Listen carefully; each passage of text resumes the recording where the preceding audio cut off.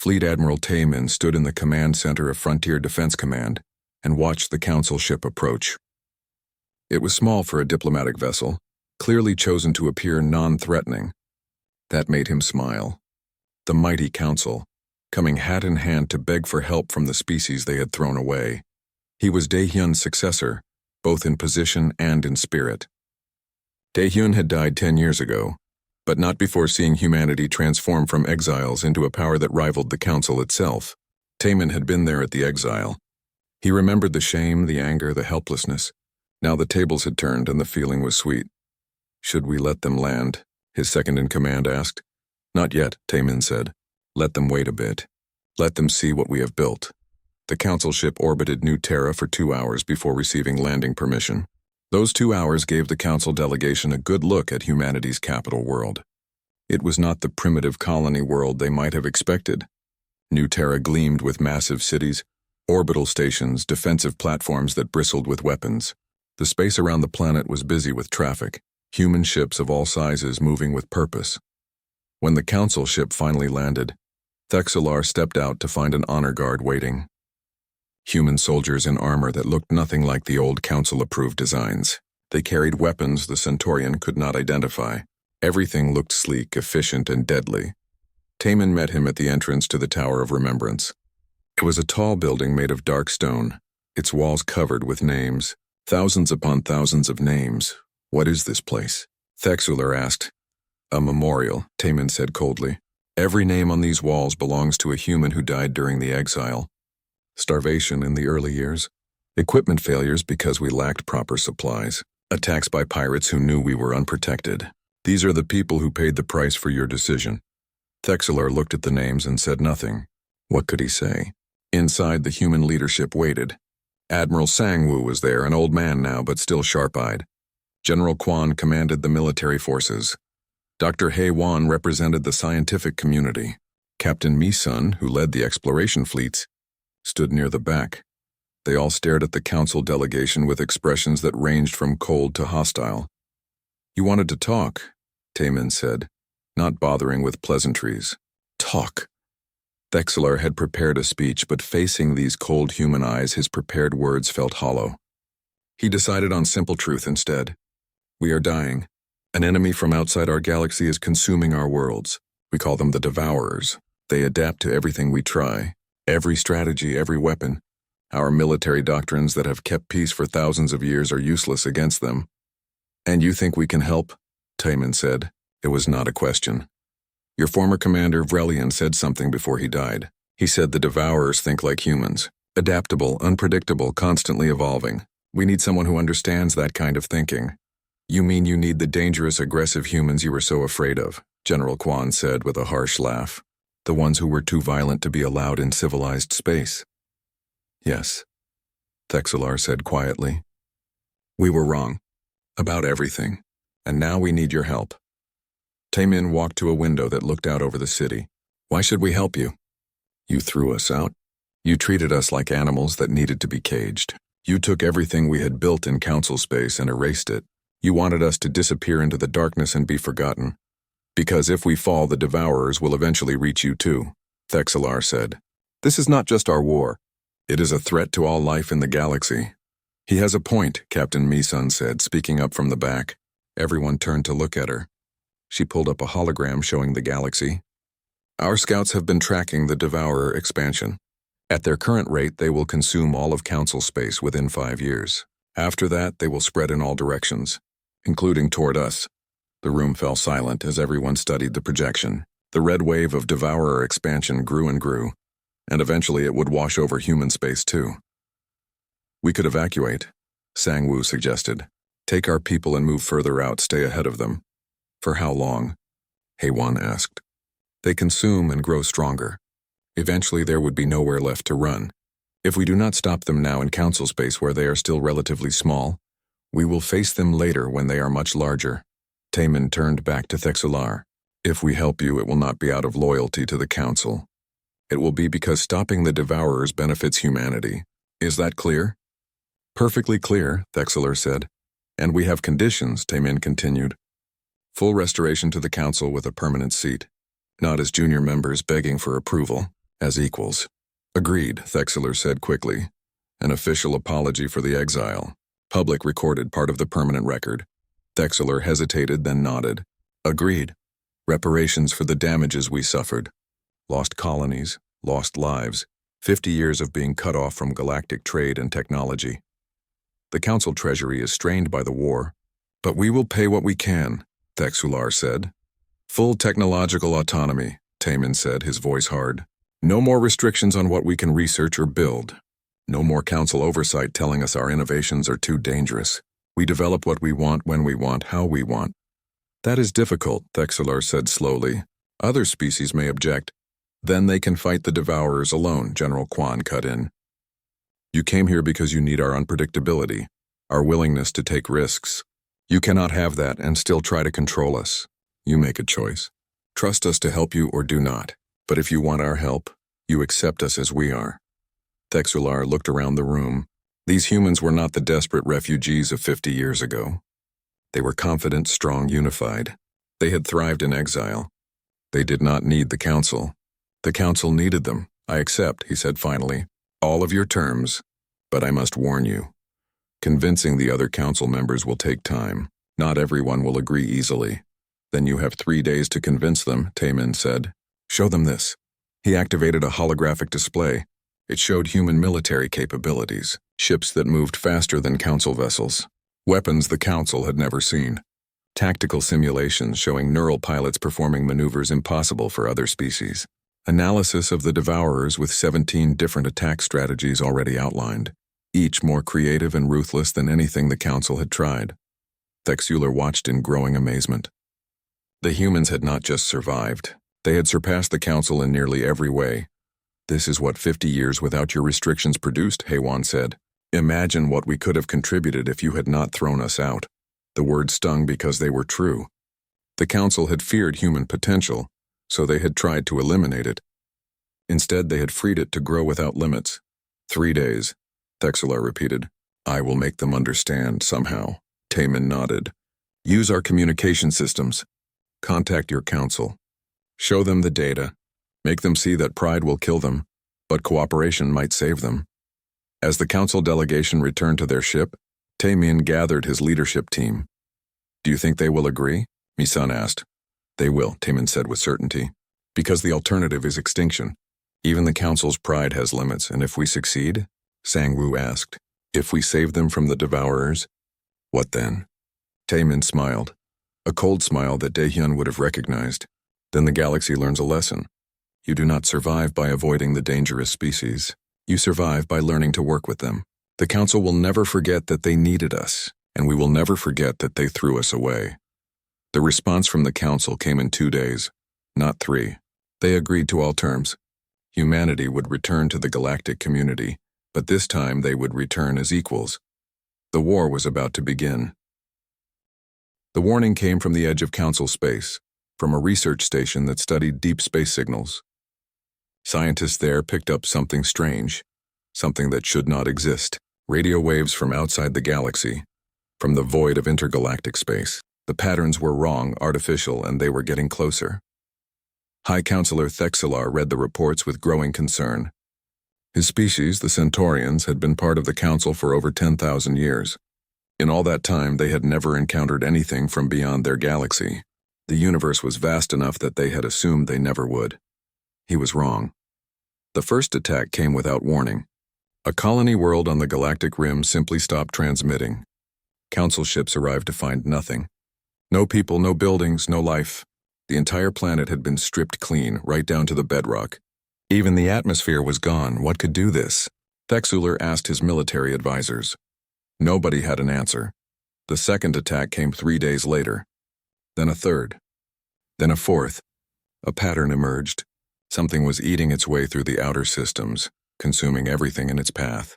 Ships sent to investigate found the enemy. Massive swarms of machines, each the size of a small building, moving together like a school of fish.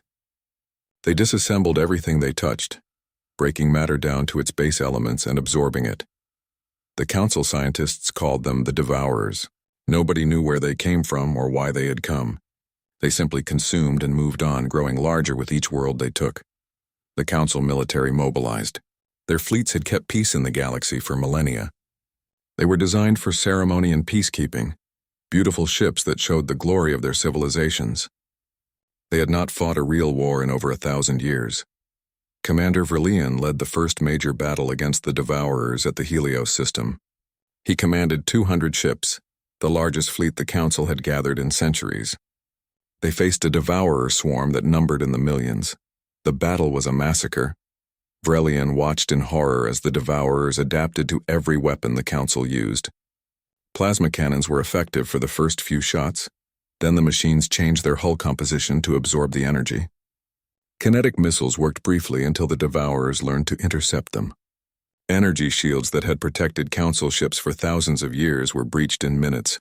Worse, the Devourers learned from every encounter.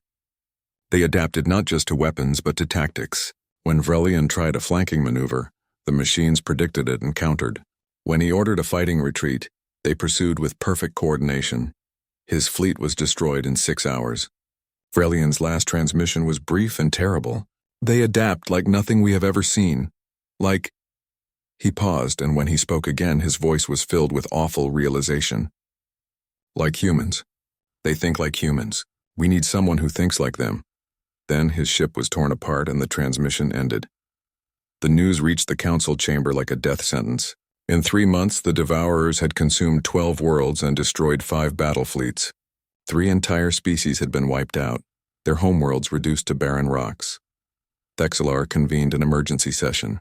Representatives from all remaining member species gathered, and for the first time in anyone's memory, there was genuine fear in the chamber.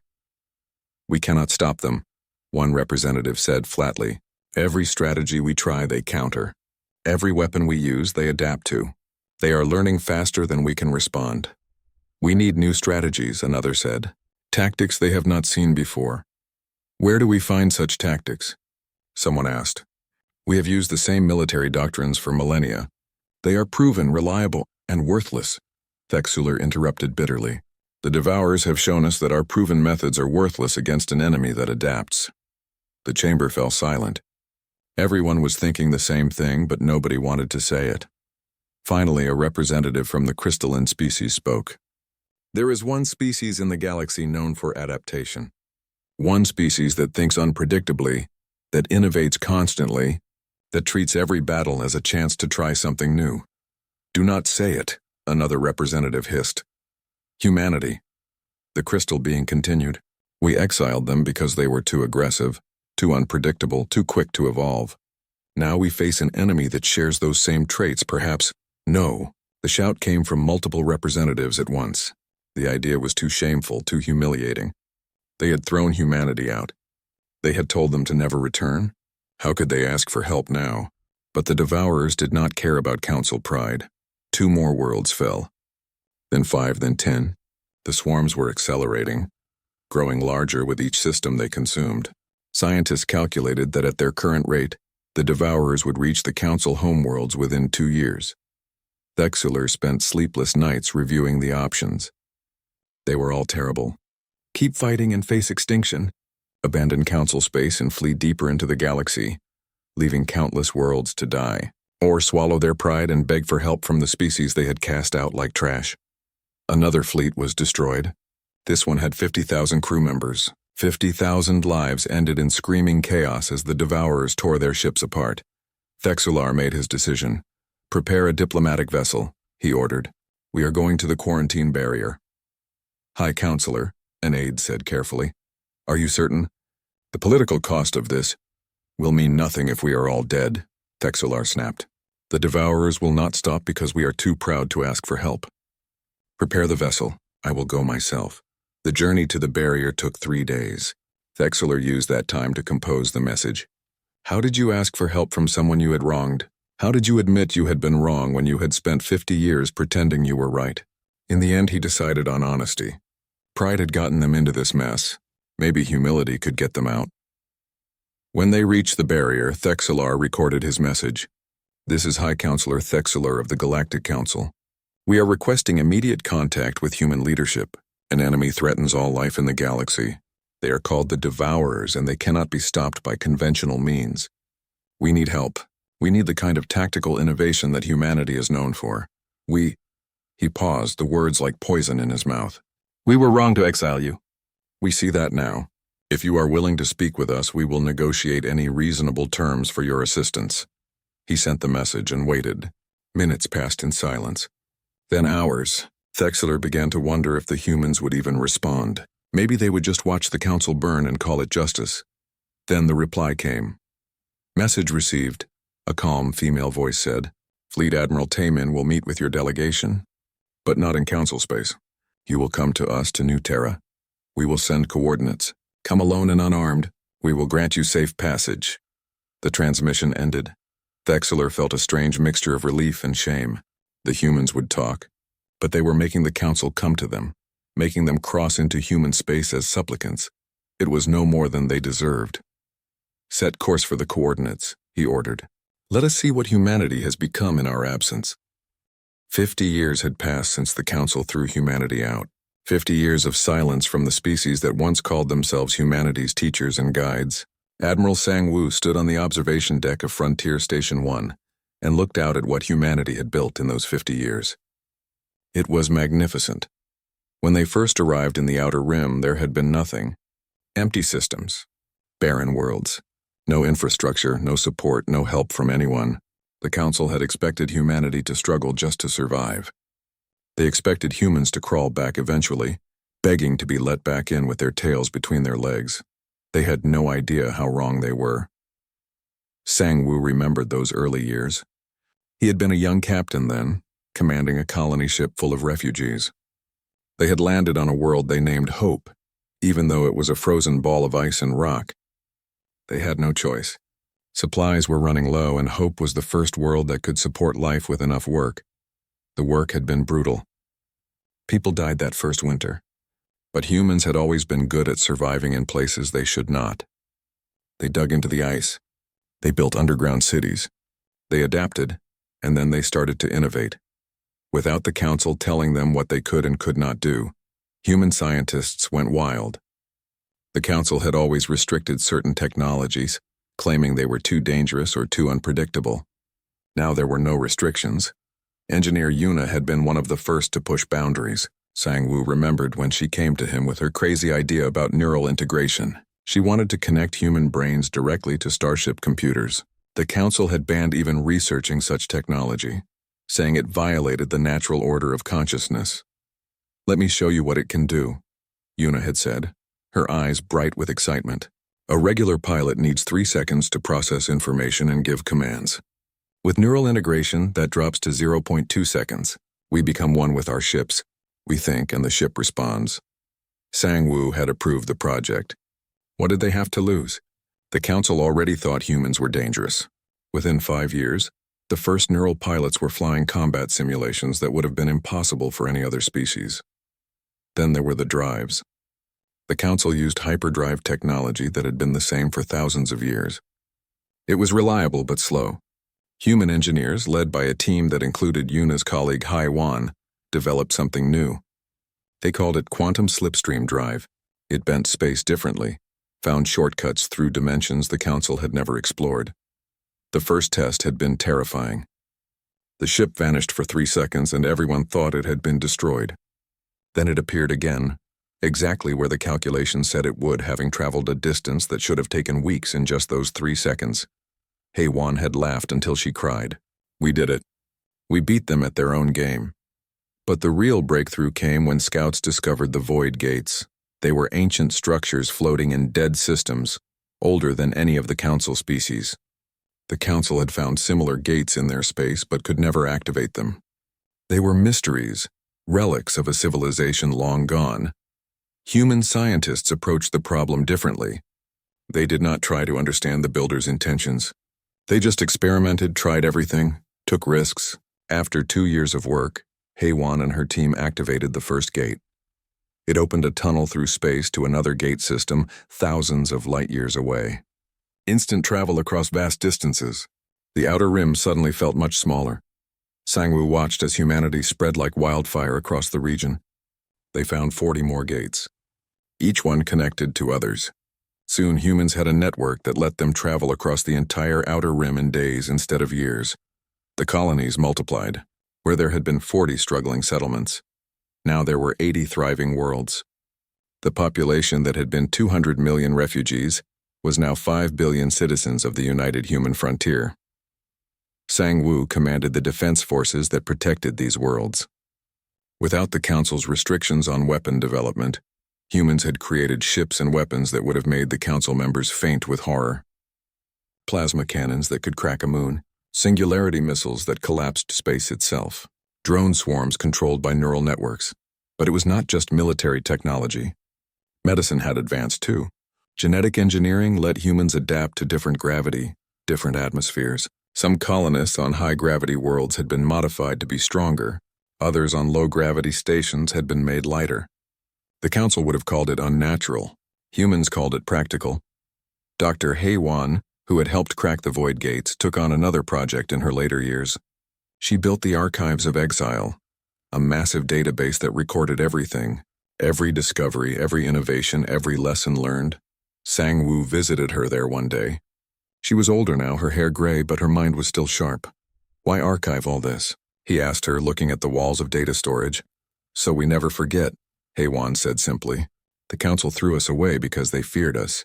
They thought we were too dangerous to be allowed among civilized species. I want every human now and forever to remember that, and I want them to remember what we became because of it."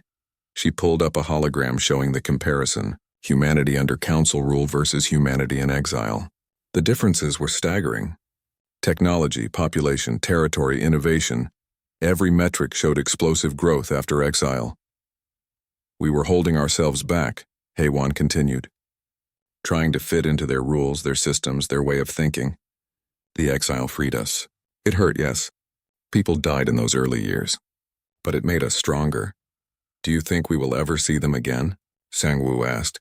Hae-won smiled, a hard smile that did not reach her eyes. "Oh, we will see them again. And when we do, they will see what they created. They wanted to contain a threat. Instead, they forged a power." Sang-Woo thought about her words often in the years that followed. Humanity kept growing, kept innovating, kept pushing forward. They explored regions of space the Council had marked as too dangerous. They made first contact with species the Council had never met. Some became trading partners. Others became allies. The united human frontier was not just surviving. It was thriving. Young people grew up who had never known the Council, who had never felt the shame of exile. To them, the Outer Rim was not a prison. It was home. It was proof that humanity needed no one but themselves. But Sang-Woo, like all the older generation, had not forgotten. He kept a recording of the day the Council cast them out. Sometimes he watched it, just to remind himself of the contempt in those alien faces, the fear, the certainty that humanity would fail. "You were wrong," he would say to the recording, about all of it. And deep in his heart he knew that one day the Council would learn that lesson too. The galaxy was large, but it was not infinite. Paths would cross again eventually. When that day came, humanity would be ready. Not as the desperate refugees they had been. Not as the junior species begging for acceptance. They would return as equals, or better. The great hall of the Galactic Council stretched wider than any building on Earth. 12 species sat in a circle, their seats rising high above the center floor where Dae-hyun stood alone. The lights above him felt like judgment itself, harsh and unforgiving. He wore the formal uniform of humanity's diplomatic corps, but it felt thin and worthless under the stares of beings who had traveled to stars for thousands of years before humans ever left their home planet. Dae-hyun had come here with hope. He believed that words could fix this. He believed that if he explained carefully enough, if he showed them the truth, they would understand. Humanity had only defended itself. The Vrelian attacks on the border colonies had forced their hand. What choice did they have but to fight back? The Council leader spoke with a voice that echoed through translators. "Humanity stands accused of excessive violence. You have built weapons that frighten peaceful species. You expand too quickly. You take risks that endanger others. In the 200 years since we welcomed you to the stars, you have shown us that you cannot be trusted." Dae-hyun felt his hands shake, but he kept them still at his sides. "We have only protected our people. When the Vrelians attacked our colonies, we responded. We did not start that war. We finished it. You finished it too well, another council member said. This one looked like a floating collection of crystals that glowed with inner light. You did not simply defend. You pursued. You hunted them across 3 systems. You showed no mercy. They showed our colonists no mercy first, Daehyun said, his voice rising despite his efforts to stay calm. 5,000 civilians died in their raids. Children. Families. We did what any species would do. No, the council leader said firmly. You did what humans do. You escalated. You turned defense into conquest. This is why we cannot allow you to remain among us. The words hit Daehyun like a physical blow. He had expected punishment, restrictions maybe, but not this. You cannot be serious. We are part of this council. We have earned our place here. Your place was given too soon, the crystal being said. We see that now. Humanity is not ready. Perhaps in another 1,000 years when you have learned control, when you have learned peace. But not now. Daehyun looked up at each of the 12 species in turn. He saw fear in some of their faces, disgust in others, and worst of all, pity in a few. They had already decided. This was not a trial. It was a sentencing. What are you saying? He asked, though he already knew. The council leader stood. Humanity is hereby exiled from the Galactic Council. All human colonies must withdraw to the outer rim within 1 standard year. You will be given a designated zone beyond charted space. All diplomatic relations are severed. All technology sharing agreements are void. No human ship will be permitted to cross the quarantine barrier once it is established. The room seemed to spin around Daehyun. Exile. They were being cast out like criminals, like animals too dangerous to be allowed near civilized society. You are making a mistake, he said quietly. We could be your greatest allies. We could help you grow, help you face whatever challenges come. We learn quickly, we adapt. These traits you call dangerous could save you one day.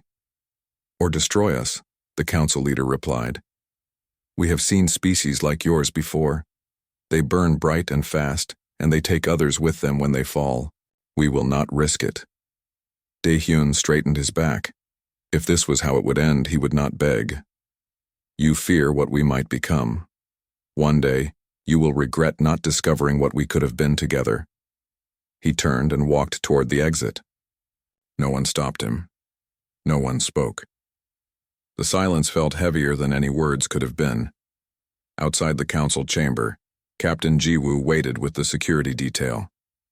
She took one look at Daehyun's face and knew. They actually did it, she said, not quite believing. Gather our people, Daehyun told her. We have 1 year to evacuate every human colony and move them to the outer rim. The council is giving us a prison and calling it mercy. Jiwoo's jaw tightened. She had fought in the Vrelian War, had seen friends die protecting settlements that the council now claimed humanity had defended too aggressively. How many colonies? 40. 200 million people. Daehyun looked out the window at the stars beyond. Somewhere out there, humanity would have to start over. We need to organize the largest migration in human history. The people will not accept this quietly, Jiwoo said. There will be anger, maybe violence. Then we channel that anger into something useful, Daehyun replied. We survived on Earth when we were alone. We survived leaving Earth when we barely understood the technology. We will survive this too. The next months passed in a blur of desperate activity. Every human colony received the order to pack up and leave. Entire worlds that humans had terraformed and built from nothing had to be abandoned. The council gave them the outer rim, a section of space that no other species wanted because it was too far, too empty, too dangerous. Jiwoo commanded the fleet that would escort the evacuation. Her flagship, the Indomitable, led hundreds of transport ships carrying millions of people and everything they could take with them. She watched from the bridge as they passed through the quarantine barrier. It was not a physical wall, but a line drawn on star maps, monitored by council satellites. Once they crossed it, a message came through from the council station. All star maps beyond this point are being deleted from our databases. Communication channels are now closed. Do not attempt to contact council space. Do not attempt to return. Then silence. Complete and total silence. Jiwoo looked at her crew. Young faces, scared faces, angry faces. All right, she said firmly. No more council. No more rules about what we can and cannot do. No more species looking down on us because we are young. We are alone now. Let us show them what humanity can do when nobody is watching. Behind them, the barrier sealed. Ahead of them, the outer rim waited. It was supposed to be their prison. Instead, it would become their kingdom. The exile had begun. But so had something else. Something the council would not see until it was far too late. They had taken humanity's leash off and cast them into the wild. Now humanity would evolve without limits. Officer Sora arrived exactly 1 hour later. Her ship was different from the warships. It was smaller, sleeker, painted in white and blue instead of military gray. It carried no visible weapons. This was a diplomatic vessel, built for talking instead of fighting. But everyone on the Coalition bridge knew the truth now. If this small peaceful ship was attacked, the 4 human warships waiting nearby would respond. And that response would be final. Admiral Kivos and Commander Hyun waited in the docking bay as Sora's shuttle touched down. When the door opened, a young human woman stepped out.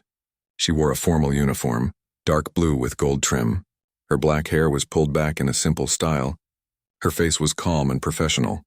Admiral Kivos, she said, bowing slightly in the human custom. I am Officer Sora, representing Earth's diplomatic corps. Thank you for agreeing to meet with me. We had little choice, Kivos replied. His voice was tired. True, Sora admitted, but you could have chosen to keep fighting. You chose to stop. That shows wisdom. They walked through the corridors to a conference room. Other coalition commanders were already there, waiting. The Korthan commander sat at the far end of the table. He would not look at Sora when she entered. His pride was wounded too deeply. Everyone sat down. An awkward silence filled the room. No one seemed to know how to start this conversation. Sora broke the silence. I understand you have questions. Many questions. I am here to answer what I can and to discuss what happens next. What happens next? Admiral Kivos repeated. You have destroyed a quarter of our fleet. You have shown us that we are no match for human military power. What more is there to discuss? The future, Sora said simply. The galaxy does not stop because of one battle. The Ravagers are still attacking frontier colonies. Other threats exist in deep space, pirates, criminals, rogue factions. These problems do not go away just because Earth has revealed its capabilities. So you want us to keep fighting? The Korthan commander asked. To pretend this never happened? No. We want you to understand the truth and then decide what to do with that knowledge. The truth? Kivos asked. I think we have seen the truth. We are weak. You are strong. That is the truth. Sora shook her head. That is part of the truth, but not all of it. Admiral, why do you think Earth built such powerful weapons? Commander Hyun told us. You fought yourselves for 400 years, yes. But why did we fight for so long? Why did we not destroy ourselves completely? No one answered. We fought because we had no choice, Sora explained. On Earth, there was nowhere to run. One planet, limited resources. Too many people with different ideas about how to live. We could not escape each other, so we had to either learn to coexist or die trying. She pulled up a holographic display. It showed images of Earth's history, cities burning, mushroom clouds rising, ruins of civilizations, but also images of rebuilding, people working together, new cities rising from the ashes. We learned something important through all that pain, Sora continued. We learned that survival requires 2 things. First, the strength to protect yourself. Second, the wisdom to know when not to use that strength. You call what happened today wisdom? The Korthan commander asked angrily. You slaughtered our people. You fired first, Sora replied calmly. You were warned. You were given a chance to stand down. You chose to attack. Captain Nari responded with the minimum force necessary to stop you. Minimum force? Nearly 100 ships destroyed. Yes, minimum force. If Captain Nari had wanted to destroy your entire fleet, it would have taken him less than a minute. Every ship here would be gone. Instead, he disabled your combat capability and then stopped. He showed restraint. The room fell silent again. The coalition commanders looked at each other. They were beginning to understand the full scope of what had happened. "So what do you want from us?" Admiral Kivos asked. "We want to offer you a choice," Sora said. "Earth is willing to share our defensive technology with the coalition. Not our weapons, but our defensive systems. Better sensors, stronger hulls, more efficient engines. We can help you become stronger. In exchange for what? In exchange for accepting that when it comes to military matters, Earth leads. When threats appear that require force, human ships respond first. Coalition vessels provide support, but we make the strategic decisions. You want us to become subordinate to you," the Korthan commander said bitterly. "We want to keep you alive," Sora corrected. "Admiral, what do you know about the Ravagers?" Kivos looked confused by the question. "They are pirates, raiders. They attack colonies and steal resources. They have been a problem for 50 years, but a manageable one. That is what you think. But it is wrong." Sora changed the holographic display. It now showed images of Ravager ships, massive vessels, built from scavenged parts and stolen technology. The Ravagers are not pirates. They are what is left of a civilization that destroyed itself, like humans almost did, but they failed to stop in time. New images appeared. Planets with dead atmospheres. Cities reduced to rubble. Populations that had numbered in the billions reduced to millions of violent survivors. They had a civil war that lasted 200 years, Sora explained. They used weapons that made their own planets uninhabitable. Now they travel through space, taking what they need from others. They are desperate, dangerous, and they are getting stronger. "We know all this," Kivos said. "Do you know they have been watching the Coalition, studying you, learning your tactics and weaknesses? Do you know they are building a fleet right now that is 5 times larger than what you face today?" The Coalition commanders sat up straighter. "That is not possible," Kivos said. "Our intelligence reports, your intelligence is wrong. We have been tracking the Ravagers with our own systems, deep space monitoring stations, stealth ships. Technologies you do not have. We know exactly what they are planning." Sora pulled up another display. This one showed a massive Ravager fleet assembling in deep space. Hundreds of ships, maybe thousands. They are coming, Admiral. In 6 months, maybe 8, they will attack Coalition space. Not just frontier colonies. Core worlds. They mean to take everything you have built and use it for themselves. Then we must prepare, the Korthan commander said. How? With the fleet you have now, you would lose. Badly. The Ravagers learned from watching you fight small battles. They know your weapons, your tactics, your weaknesses. They have built counters for everything you have. Then what can we do? Accept our help. Let Earth take the lead in fighting this threat. We have already been preparing. Our ships are designed to fight wars of extinction. The kind of war the Ravagers bring, we can stop them, but we need the Coalition's cooperation. Admiral Kivos looked at the display showing the Ravager fleet. His 4 eyes studied the numbers, the ship types, the formations. He had been a military commander for 40 years. He understood what he was seeing. If what you say is true, then we have no choice. You always have a choice, Admiral. You can refuse our help. You can try to fight the Ravagers alone. But you will lose and millions will die. And if we accept, we become subordinate to Earth. In military matters, yes. But in everything else, no. The Coalition still governs its own space, makes its own laws. Earth does not want to rule you. We want to protect you. There is a difference. Kivos sat back in his chair. He looked tired and old. 3 hours ago, I commanded the largest military fleet in this region of space. I was confident, proud. Now I learn that everything I believed was wrong. We are not strong. We are weak, and our only hope for survival is to accept help from a species we barely know. Yes, Sora said gently. That is exactly right. How do we know we can trust you? How do we know this is not a trick to gain control over us? You do not know, Sora admitted. Trust must be earned over time. But consider this. If Earth wanted to conquer the Coalition, we could have done it already. We have had 50 years to prepare. We know where your important worlds are. We know your defensive capabilities. We could have attacked at any time and won easily. Then why did you not? Because we do not want an empire. We had empires on Earth. We had nations that conquered and enslaved others. We learned that empires always fall. Always. Building something through force never lasts. Building something through cooperation, through mutual benefit that can last forever. Admiral Kivos looked around the table at the other commanders. He saw the same exhausted acceptance on their faces that he felt. "I cannot make this decision alone," he said. "The Galactic Council must vote. All member species must agree. We understand. Take your time. Think carefully. Discuss with your leaders. But do not take too long. The Ravagers are coming and they will not wait for you to make up your mind." Sora stood up. The meeting was over. She bowed slightly to the Coalition commanders. "I will leave you now.